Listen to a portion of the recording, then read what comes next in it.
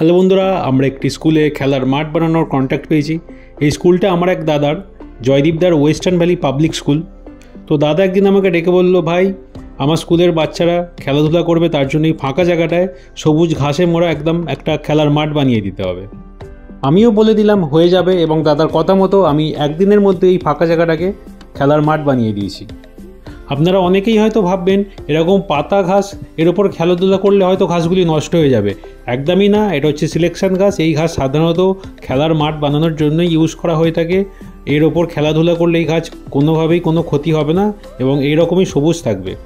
তো এই সবুজ ঘাসটা পাতার ফলে এখানে স্কুলের বাচ্চারা তো খেলাধুলা করতে পারবেই, তার সাথে সাথে স্কুলের এন্ট্রান্সটা খুব সুন্দর হয়ে গেল, স্কুলের ওভারঅল লুকটা খুব সুন্দর খুলে গেল।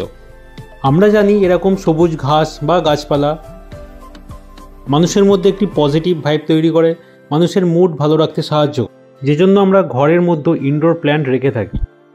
আর এই ঘাস পাতার ফলে এই স্কুলের মধ্যে একটা অলওয়েজ পজিটিভ ভাইবস থাকবে, যেটা স্কুলের বাচ্চা থেকে স্টাফেদের মন সবসময় ভালো রাখবে।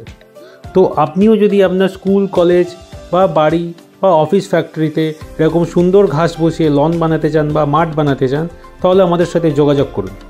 ফাঁকা জায়গাটা আপনার, সেটাকে সুন্দর বানানোর দায়িত্ব আমাদের। ধন্যবাদ।